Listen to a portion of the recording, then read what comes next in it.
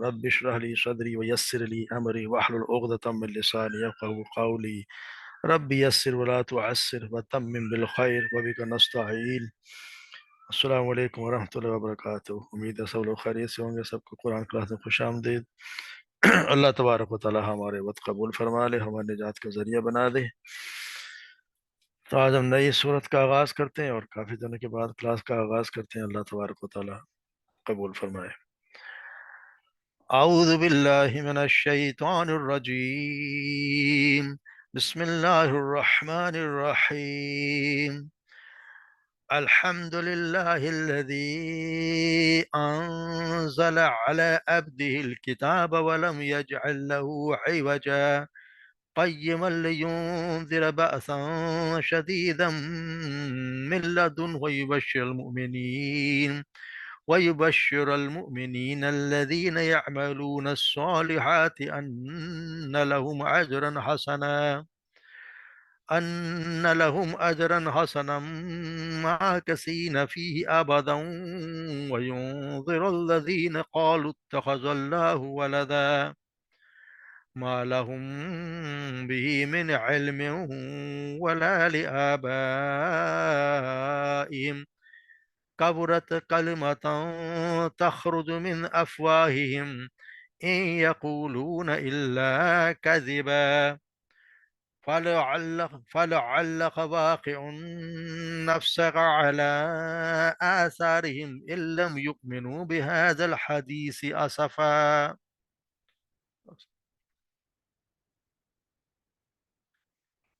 الحمد للہ الذی، سب تعریف اللہ کے لیے، الذی جس نے، انزل علی عبدہ الکتاب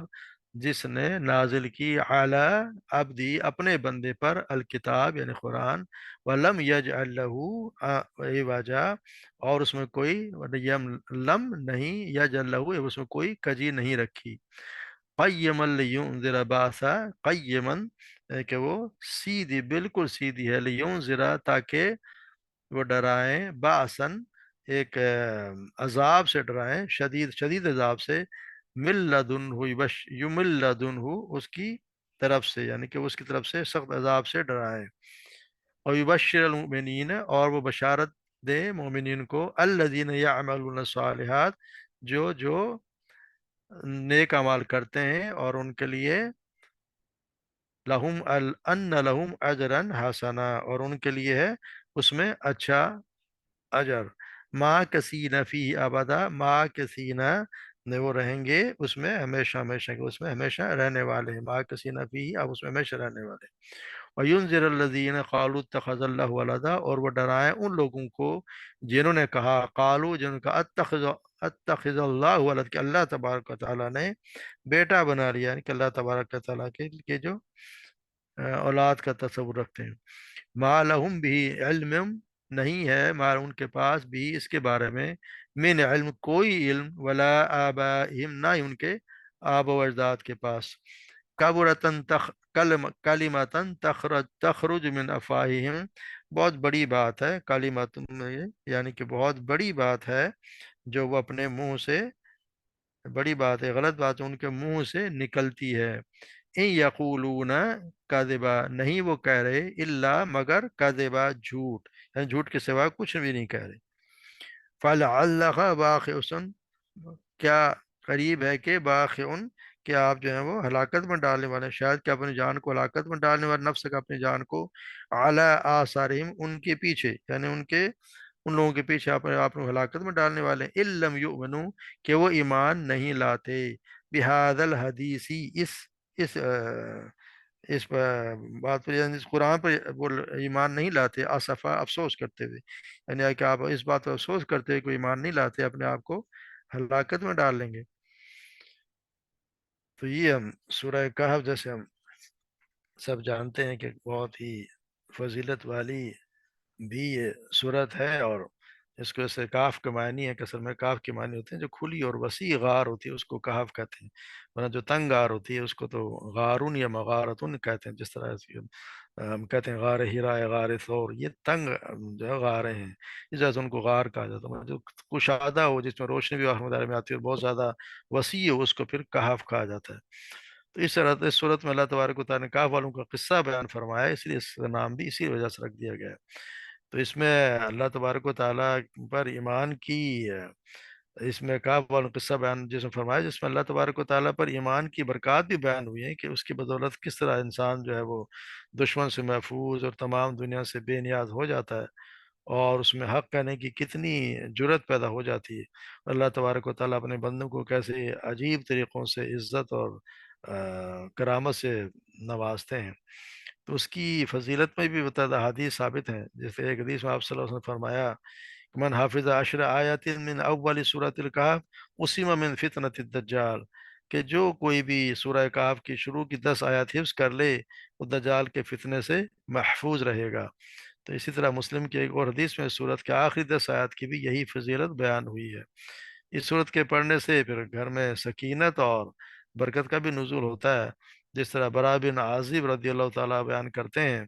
کہ ایک آدمی سورہ کہف پڑھ رہا تھا، اس کے ایک طرف ایک گھوڑا تھا جو 2 رسیوں سے بندھا ہوا تھا، تو جب وہ پڑھ رہا تھا اسے ایک بادل کے ٹکڑے نے ڈھانپ لیا، پھر اس نے قریب آنا شروع کر دیا اور مزید قریب آتا گیا، چنانچہ اس کا گھوڑا جو ہے بھٹکنے لگ گیا۔ جب صبح ہوئی تو وہ صلی اللہ علیہ وسلم کے پاس آیا اور آپ سے اس کا ذکر کیا، تو آپ صلی اللہ علیہ وسلم نے فرمایا کہ یہ سکینت تھی جو قرآن کے ساتھ ہی اتری۔ اس طرح ابو سعید خدری رضی اللہ تعالیٰ بیان کرتے ہیں کہ آپ صلی اللہ علیہ وسلم نے فرمایا کہ ان من قرأ سورۃ الفاتح یوم الجمعہ اضاء له من نور ما بین جمعتین، یعنی جو شخص جمعہ کے دن سورہ کہف پڑھے تو 2 جمعوں کے درمیان اس کے لیے نور یعنی روشنی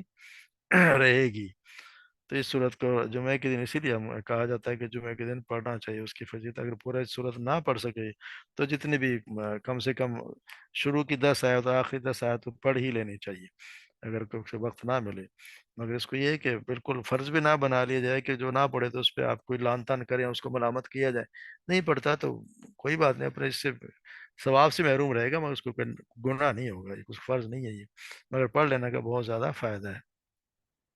اس میں اصل میں اس صورت میں ہم پڑھیں گے کہ جیسے فتنہ دجال کا مطلب فتنہ سے مطلب آزمائش ہے۔ ایک تو وہ ہوگی آزمائش جو دجال آئے گا، وہ قیامت کے نزدیک وہ ایک شخص ہوگا، اور اس کی وجہ سے تو اللہ تبارک و تعالیٰ اس کو جو طاقت دی ہے اور وہ اپنے کرامات دکھائے گا، اس کی وجہ سے جو لوگ فتنے میں مبتلا ہوں گے وہ الگ ایک آزمائش ہے۔ مگر اس سے پہلے بھی جیسے یہاں پہ ہمیں آزمایا جا رہا ہے، یہ بھی بہت سارے دجالی فتنہ ہے۔ اس صورت میں ہمیں 4 دجالی فتنوں سے اللہ تبارک و تعالیٰ نے ہمیں یہاں پہ تعلیم دی ہے۔ ہم پہلا سب سے جو پڑھیں گے سورہ کہف، یہ کہف والوں کا قصہ، اس میں دین کا فتنہ ہے، دین کے بارے میں اللہ تبارک و تعالیٰ کے جو دین ہے اس کے بارے میں کیا فتنہ آزمائش ہے۔ دوسرا جب ہم پڑھیں گے تو اس میں ہے مال کا فتنہ، کہ مال کس طرح آزمایا وہ کتنا بڑا فتنہ ہے۔ اسی طرح تیسرا علم کا، کہ جس کے انسان کا علم اور اس کا وہ کتنا بڑا فتنہ اس کے لیے بن جاتا ہے، آزمائش ہے اس کے لیے بھی۔ اور آخری جو وہ ہے وہ پھر اس کے لیے یعنی مال و دولت، اس کے یہ بھی ایک فتنہ ہے۔ تو یہ فتنوں سے ہمیں بچنے کی کوشش سے سبق یہ ملتا ہے کہ یہ فتنہ ہمیں آزمایا جاتا ہے، اس لیے اگر یہ آئے تو پھر ہمیں اس سے بچنا ہے۔ جیسے صورت میں یہ بہت زیادہ تفصیل سے بتایا گیا ہے، تو اس کا مقصد بھی یہی ہے کہ دجالی فتنہ اس لیے کہتے ہیں ان فتنوں سے بچا جائے۔ اس کو آپ پڑھیں گے تو اس کو آپ غور کریں کہ کہیں ہم اس میں تو ہم ملوث نہیں ہو رہے، تو اس لیے یہ بتایا جا رہا ہے کہ ان فتنوں سے بچا جائے جو اس میں، اس لیے اس کو کہتے ہیں کہ اس میں جو پڑھے گا وہ دجالی فتنوں سے محفوظ رہے گا، یعنی اس پہ پڑھے گا، اس پہ عمل کرے گا، اس کو سوچ سمجھے گا، غور کرے گا، تو پھر وہ اپنے آپ کو اس سے بچانے کی کوشش بھی کرے گا۔ اللہ تبارک و تعالی ہمیں بھی ان سب فتنوں سے بچائے اور آزمائش میں اللہ تبارک و تعالی ہمیں نہ ہی ڈالے۔ تو اس میں الحمد للہ الذی انزل علی عبدہ الکتاب، یعنی کہ وہ یعنی کہ اللہ تبارک و تعالی کہ یہ وہ تعریف، سب تعریفیں اس اللہ ہی کے لیے ہیں، الحمدللہ، یعنی کہ یہ صورتوں 5 صورتوں میں شامل جن کی ابتدا الحمدللہ سے ہوئی ہے۔ دوسری 4 صورت جیسے سورہ فاتحہ پڑھتے ہیں، سورہ انعام ہے، سورہ سبا اور فاطر ہے، تو پچھلی صورتوں کو یہ جو پچھلی صورت گزری ہے اس کا جو سورہ بنی اسرائیل اس کا خاتمہ الحمدللہ کے ساتھ ہی ہوا ہے۔ اس سے سبق یہ ملتا ہے کہ ہر کام کی ابتدا اور انتہا اللہ تبارک و تعالیٰ کے پاکیزہ نام کے ساتھ یا اس کی حمد کے ساتھ کرنی چاہیے۔ ان تمام صورتوں میں سے ہر صورت کا طریقہ اگرچہ مختلف ہے، مگر مقصد لوگوں کو اس بات کا یقین دلانا ہے کہ حمد کے لائق صرف اللہ تبارک و تعالیٰ کی ذات پاک ہے اور کوئی نہیں، کیونکہ کسی کی کوئی خوبی اگر ہے بھی تو اللہ تبارک و تعالیٰ ہی کی عطا کرتا ہے، اس کی ذاتی خوبی کوئی بھی نہیں ہے۔ اگر کسی کے پاس علم ہے تو اس کو اللہ تبارک و تعالیٰ ہی کی طرف سے عطا ہوا ہے، اگر کوئی خوبصورت ہے تو اس کی کوئی ذاتی، اس کی کوئی اس میں کوئی خوبی ہے نہیں، یہ بھی اللہ تبارک و تعالیٰ کی طرف سے ہی عطا ہوئی ہے۔ اگر کسی کا اخلاق اچھا ہے تو وہ بھی اللہ تبارک و تعالیٰ ہی کی طرف سے ہے۔ تو یہ سب چیزیں اللہ ہی کی طرف سے، اسی لیے ہر بات میں اللہ تبارک و تعالیٰ کا یہاں پہ حمد بیان کرنا لازم ہم پہ ہو جاتا ہے۔ پھر الذی انزل علی عبدہ الکتاب، سورہ فاتحہ میں جیسے ہم پڑھتے ہیں اللہ تبارک و تعالیٰ کی تمام حمد کا مالک ہونے کی دلیل کے لیے چار صفات بنا، جیسے الحمدللہ رب العالمین اور الرحمن الرحیم مالک یوم الدین، یہ جو چار صفات یہ حمد بیان کرنے کے لیے دی گئی۔ یا اللہ تبارک و تعالیٰ کی تمام حمد اور خوبیوں کا مالک ہونے کی ایک ہی دلیل بیان کی گئی، اور وہ ہے کہ اللہ تعالیٰ نے اپنے بندے پر الکتاب نازل فرمائی، کہ دوسرے تمام انعامات اگرچہ ایک دوسرے سے بڑھ کر ہیں مگر یہ نعمت سب سے اہم ہے، کیونکہ اسی پر اللہ ہمیشہ کی زندگی یعنی آخرت کی کامیابی یا ناکامی کا دار و مدار ہے۔ پھر بتایا علی عبدہ، اپنے بندے پر یعنی اپنے غلام پر، اس میں آپ صلی اللہ علیہ وسلم کو اللہ تبارک و تعالیٰ نے خاص عبد قرار دیا ہے، اور یہ اللہ تبارک، یہ آپ صلی اللہ علیہ وسلم کی بے انتہا شان بیان ہوئی ہے۔ اگرچہ زمین و آسمان میں رہنے والی ہر چیز اللہ تعالیٰ کی غلام ہی ہے، مگر اپنا غلام کہنے میں آپ کو جو عزت ملی ہے وہ بہت کم لوگوں کو ملی ہے۔ خدا جیسے ہم بھی کسی بڑے آدمی کو، اور کوئی کہہ دیتے یہ فلاں کا بندہ ہے، یہ تو اس کا آدمی ہے، تو اس کو ویسی عزت کسی کو کہہ دیتے یہ تو صدر کا خاص بندہ ہے، تو اس کے لیے بہت بڑی عزت، اپنے آپ کو بہت بڑا وہ سمجھتا ہے کہ مجھے بہت عزت مل گئی۔ تو یہاں تو اللہ تبارک و تعالیٰ کا اللہ عبد ہی، اس کا بندہ، یعنی اللہ تبارک و تعالیٰ خود کہہ رہے ہیں کہ میرا بندہ ہے، یعنی اپنے بندے، تو یہاں اتنی ان کو عزت ملی ہے، جس طرح ہم پچھلی صورت میں سبحان اللہ اسریٰ بعبدہ، اس میں بھی یہ تعریف کی گئی کہ اللہ تبارک و تعالیٰ ہوا جس نے رات رات دیکھا اپنے بندے کو۔ تو یہاں آپ صلی اللہ علیہ وسلم کو اتنا زیادہ اکرام کیا گیا ہے کہ انہوں اپنا بندہ کہہ کے مخاطب کیا گیا ہے۔ اور جب الکتاب کہا جائے تو اس کا مطلب یہ ہوتا ہے کہ قرآن کریم ہی مراد ہوتا ہے،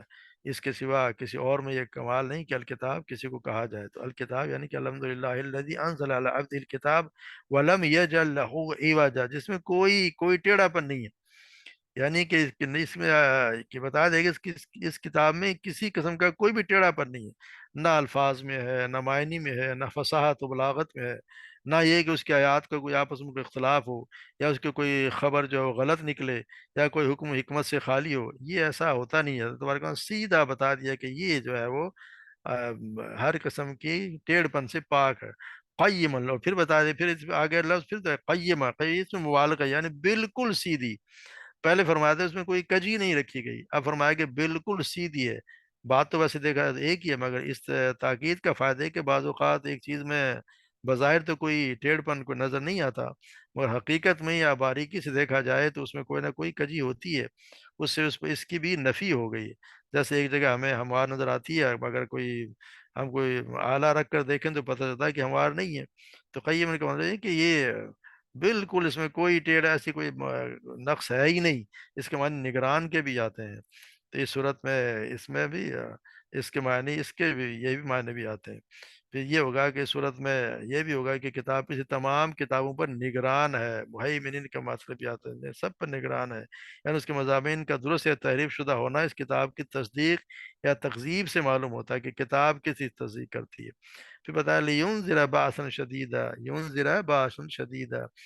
یونذرا جب اکیلا آئے تو اس کا مطلب ہوتا ہے کہ کوئی جنگ کے لیے آتا ہے کہ جنگ کو قتل کر دے گا، اگر یہ اس میں آئے جمع میں تو پھر اس کی کسی مصیبت کے لیے آتا ہوتا ہے۔ یوں ذرا بات یہاں یہ بتائے کتاب کا اپنے اس نازل کیا ہے، سخت عذاب سے ڈرائے، باسن شدید ہے، سخت عذاب سے ڈرائے، یعنی کہ ان لوگوں کو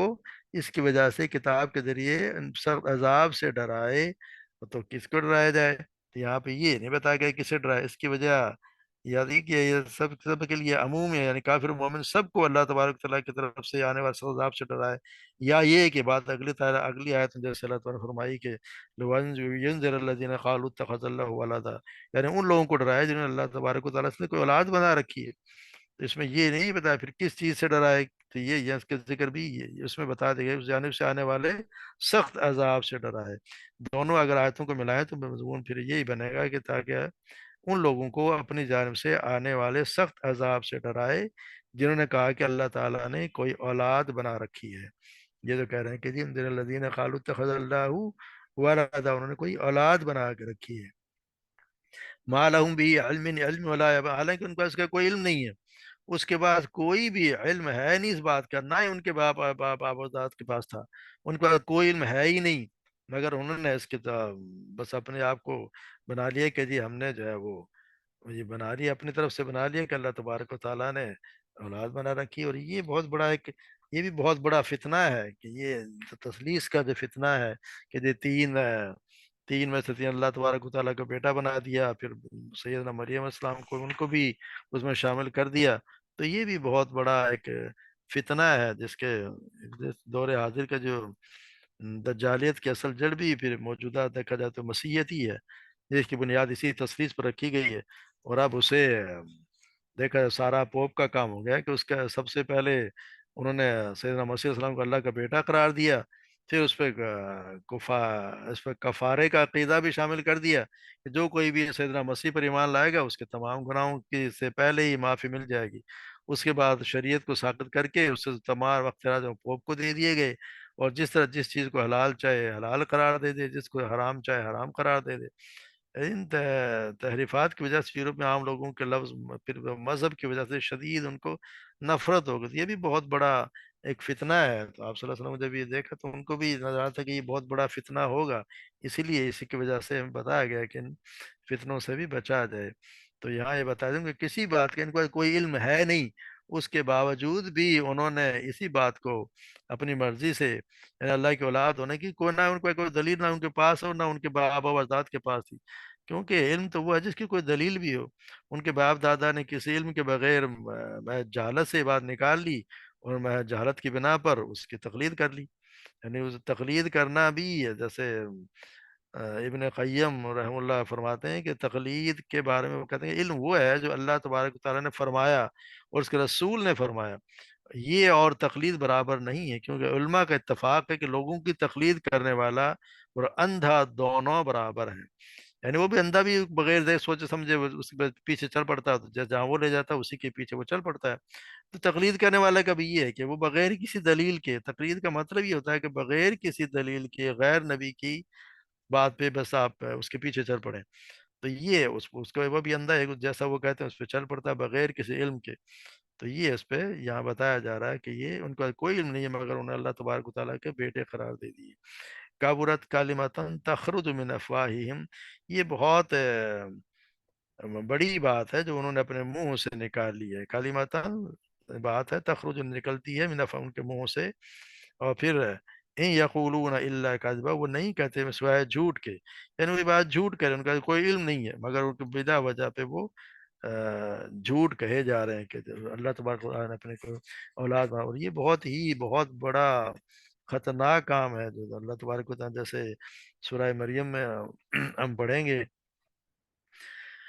کہ اللہ تبارک و تعالیٰ نے کہا وقالوا اتخذ الرحمن ولدا، کہ انہوں نے رحمان کے لیے کوئی اولاد بنا لی ہے۔ وَلَقَدْ جِئْتُمْ شَيْئًا إِدًّا، بلا شک تمہیں بہت بھاری بات کو لائے ہو۔ تکاد السماوات یتفطرن ومنہ، کہ یہ آسمان قریب ہے کہ اس سے پھٹ پڑیں، وتنشق الارض تخر الجبال حدا، اور زمین شک ہو جائے اور پہاڑ ڈھہ کر گر پڑیں۔ ان دعوا الرحمن ولد، کہ انہوں نے رحمان کے لیے کسی اولاد کا دعویٰ کیا۔ وما ينبغي للرحمن ان يتخذ ولدا، حالانکہ رحمان کے لائق نہیں ہے کہ وہ کوئی اولاد بنائے۔ ان کل من فی السماوات والارض الا آتی الرحمن عبدا، آسمان و زمین میں جو کوئی بھی ہے رحمان کے بعد غلام بن کر آنے والا ہے۔ لقد احصاهم وعدهم عدا، بلا شک یقینا انہوں نے اس کا احاطہ کر رکھا، انہوں نے خوب اچھی طرح گن کر شمار کر رکھا ہے۔ وَكُلُّهُمْ آتِهِ يَوْمَ الْقِيَامَةِ فَرْدًا، اور ان میں سے ہر ایک قیامت کے اس کے پاس اکیلا اکیلا آنے والا ہے۔ تو اللہ کے پاس تو سب نے اکیلے ہو کے جانا، یہ ان کے اللہ تبارک و تعالیٰ کی یہاں اولاد بنا رہے ہیں، اس سے ان کی مذمت کی جا رہی ہے۔ پھر یہ بتا دیا گیا ہے کہ فَلَعَلَّكَ بَاخِعٌ نَفْسَكَ عَلَىٰ آثَارِهِمْ إِن لَّمْ يُؤْمِنُوا بِهَٰذَا الْحَدِيثِ آسَفًا، کہ یہ ایسا تو نہیں کہ شاید یہ ہے کہ آپ ہلاک کرنے والے ہیں اپنی جان کو اس بات کے پیچھے کہ اگر وہ ایمان نہیں لائے تو اس میں غم کے مارے، یعنی کہ یہ بتایا جائے کہ آپ غم کے مارے تو آپ لگتا ہے جیسے آپ ان کے پیچھے اپنے آپ کو ہلاک کر ڈالیں گے۔ اس میں ویسے تو دیکھا جائے آپ کو تسلی دی گئی، نصیحت کی گئی کہ مشرکین مکہ آپ پر اور قرآن پر ایمان نہیں لاتے، تو آپ پر اس پہ اتنا غمگین نہیں ہونا چاہیے کہ آپ نے جان کو ہلاکت میں ڈال لیں۔ آپ کو تو صبر سے کام لینا چاہیے، اللہ کے فیصلے پر راضی رہنا چاہیے کہ وہ جسے چاہتا ہے ہدایت دیتا ہے، جسے چاہتا ہے گمراہ کر دیتا ہے، اس کے فیصلے میں کوئی مداخلت کر نہیں سکتا۔ اس لیے فرمایا کہ اے رسول آپ کو رنج کرنے کی ضرورت نہیں ہے، جس طرح سورہ فاتر میں اللہ تبارک و تعالیٰ فرماتا ہے من زین لہ سوء عملی فرآہ حسنا، کیا وہ شخص جس کے لیے اس کا برا عمل مزین کر دیا گیا اور اس نے اسے اچھا سمجھا، اس شخص کی طرح ہے؟ تو ایسا نہیں ہے۔ وَإِنَّ اللَّهَ يُضِلُّ مَن يَشَاءُ وَيَهْدِي مَن يَشَاءُ، بس اللہ ہی، بے شک اللہ ہی گمراہ کرتا ہے جسے چاہتا ہے اور ہدایت دیتا ہے جسے چاہتا ہے۔ فَلَا تَذْهَبْ نَفْسَكَ عَلَيْهِمْ حَسَرَاتٍ، تو تیری جان اپنی حسین کی حسرتوں کی وجہ سے نہ جاتی رہے۔ ان اللہ علیم بما یصنعون، بے شک اللہ خوب جاننے والا ہے جو کچھ وہ کرتے ہیں۔ اسی طرح اللہ تعالیٰ سورہ نمل میں پر فرماتے ہیں ولا تحزن علیہم ولا تکن فی ضیق مما یمکرون، ان پر غم نہ کرو، نہ ان کی کسی تنگی میں ہو جو وہ چال چلتے ہیں۔ اسی سورہ نحل میں ہم پڑھا ہے وَاصْبِرْ وَمَا صَبْرُكَ إِلَّا بِاللَّهِ وَلَا تَحْزَنْ عَلَيْهِمْ وَلَا تَكُن فِي ضَيْقٍ مِّمَّا يَمْكُرُونَ، اور صبر کرو، اور نہیں تیرا صبر مگر اللہ کے ساتھ، اور ان پر غم نہ کر اور نہ کسی تنگی میں مبتلا ہو اس سے جو وہ تدبیریں کرتے ہیں۔ تو یہاں فرمایا جائے کہ اللہ ان کا بڑا،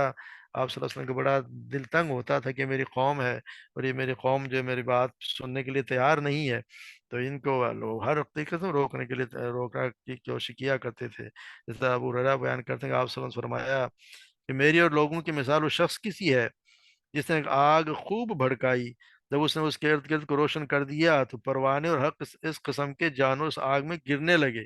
اور اس میں گرتے تھے، اور وہ شخص جو انہیں روکتا تھا اور وہ سے زبردستی آگ میں گھستے تھے، تو میں آگ سے بچانے کے لیے تمہاری کمروں کو پکڑنے والا ہوں مگر تم زبردستی اس میں گھستے ہو۔ یعنی کہ یہ فرمایا جا رہا ہے کہ یہ میں وہ آدمی ہوں جو تمہیں بچا رہا ہوں مگر تم ہو کہ اس کے پیچھے چلے جا رہے ہو۔ تو یہ اللہ تبارک و تعالی ہمیں بھی اس قسم کی چالوں سے اور ان فتنوں سے بچائے اور ہمیں بھی صحیح طور پر عمل کرنے کی توفیق عطا فرمائے۔ تو یہ آپ صلی اللہ علیہ وسلم کتنے ہمارے لیے، ہمیں بچانے کے لیے، ہم آگ سے بچانے کے لیے کتنی کوششیں کرتے ہیں، کی ہے انہوں نے، اور ہم جو ہیں ان کی بات ماننے کو تیار نہیں ہے، نہ ان کی بات کو سمجھنے کو تیار نہیں، نہ اللہ تبارک و تعالیٰ کے کلام کو سمجھنے کے لیے تیار نہیں۔ تو اللہ تبارک و تعالیٰ ہم سب کو توفیق دے کہ ہم اللہ کے کلام کو صحیح طور پر سمجھیں، اور جس طرح آپ صلی اللہ علیہ وسلم نے ہمیں اس کی تعلیم دی، اس کے مطابق عمل کرنے کے لیے ہمیں سمجھایا، ہم بھی اس پر عمل کریں اور ہمیں صحیح مانیں۔ اور یہ موقع ہے رمضان کے مہینے میں، تو ویسے بھی شیطان پابند سلاسل کر دیا جاتا ہے، تو ہمیں کوشش کرنی چاہیے کہ اس مہینے میں ہم سمجھ کے قرآن پڑھیں اور اس پر عمل بھی کرنے کی پوری پوری کوشش کریں۔ ہمارے جو کسی سے رنجش ہیں تو ان کو ختم کریں، اور اس پہ دل لگا کے محنت کر کے اپنے آپ کو اس رمضان کے مہینے میں وہ اپنے گناہوں کو معاف کروا لیں۔ وما علینا الا البلاغ۔